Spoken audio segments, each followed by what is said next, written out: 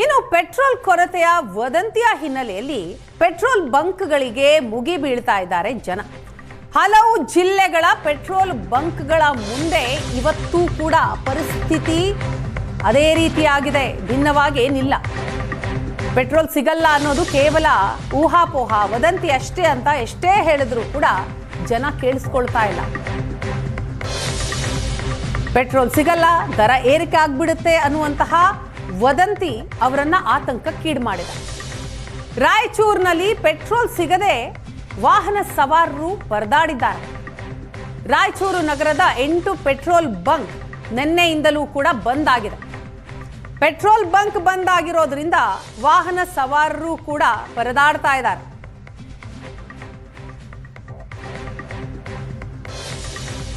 ರಾಯಚೂರಿನಲ್ಲಿ 9 ಪೆಟ್ರೋಲ್ ಬಂಕ್ಗಳು ಬಂದ್ ಆಗಿದ್ದಾವೆ. ಹಾಗಾದ್ರೆ ಯಾಕೆ? ಪೆಟ್ರೋಲ್ ಸಿಗಲ್ಲ ಅನ್ನೋದು ಕೇವಲ ವದಂತಿ ಆದರೆ ಪೆಟ್ರೋಲ್ ಬಂಕ್ ಯಾಕೆ ಬಂದ್ ಮಾಡಲಾಯಿತು? ಈ ಮೊದಲು ಪೆಟ್ರೋಲ್ ಕೊಟ್ಟು ಬಳಿಕ ಹಣ ಪಡಿತಾ ಇದ್ದಂತಹ ಕಂಪನಿ ಈಗ ಮುಂಗಡ ಹಣ ಕಟ್ಟಿದವರಿಗೆ ಮಾತ್ರ ಪೆಟ್ರೋಲ್ ಪೂರೈಕೆ ಆಗುತ್ತೆ. ವ್ಯಾಪಾರ ಹೆಚ್ಚಳ ಆಗೋ ಉದ್ದೇಶದಿಂದ ಪೆಟ್ರೋಲ್ ಅಭಾವ ಸೃಷ್ಟಿ ಮಾಡಲಾಗ್ತಾ ಇದೆ. ಪೆಟ್ರೋಲ್ ದಂಧೆ ಮಾಡುವವರ ಮೇಲೆ ಸೂಕ್ತ ಕ್ರಮ ಆಗಬೇಕು. ಕೆಲ ಬಂಕ್ಗಳ ವಿರುದ್ಧ ವಾಹನ ಸವಾರರು ಕೂಡ ಆಕ್ರೋಶ ವ್ಯಕ್ತಪಡಿಸುತ್ತಿದ್ದಾರೆ. ರಾಯಚೂರಲ್ಲಿ ಪೆಟ್ರೋಲ್ ಮತ್ತು ಡೀಸೆಲ್ಗಾಗಿ ವಾಹನ ಸವಾರರು ಪರದಾಡುವಂಥ ಸ್ಥಿತಿ ನಿರ್ಮಾಣವಾಗಿದೆ. ನಾವಿವತ್ತು Raichur railway ರಸ್ತೆಯಲ್ಲಿರ್ತಕ್ಕಂಥ petrol bunk ಒಂದರಲ್ಲಿದ್ದೇವೆ.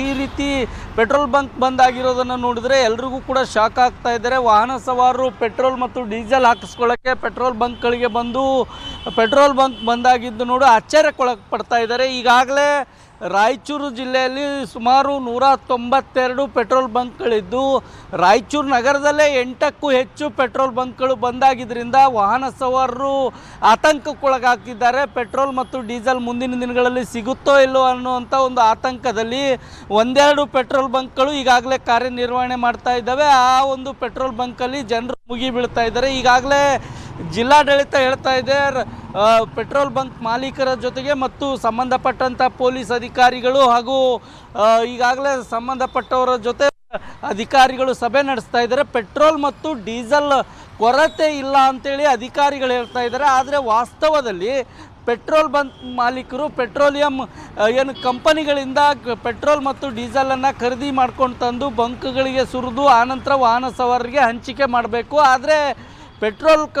Petroleum ಕಂಪನಿಗಳೇನಿದಾವೋ ಆ ಕಂಪನಿಗಳು ಹೊಸ ಷರತ್ತುಗಳನ್ನು ಈಗಾಗಲೇ ಶುರು ಮಾಡಿದ್ದಾರೆ.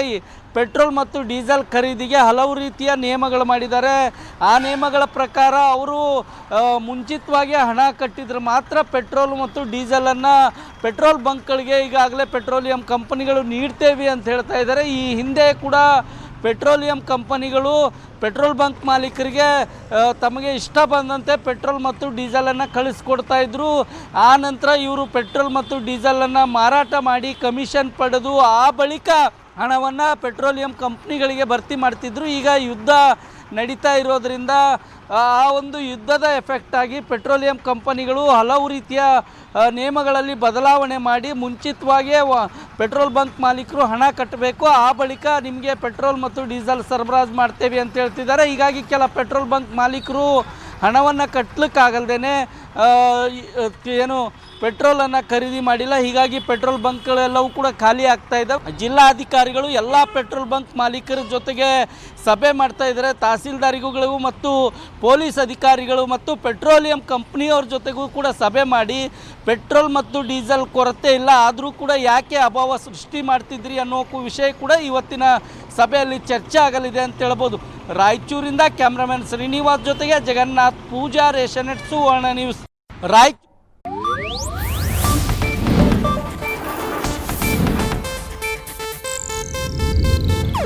ಇದು ಏಷ್ಯಾನೆಟ್ ನ್ಯೂಸ್ ನೆಟ್ವರ್ಕ್ ಪ್ರಸ್ತುತಿ.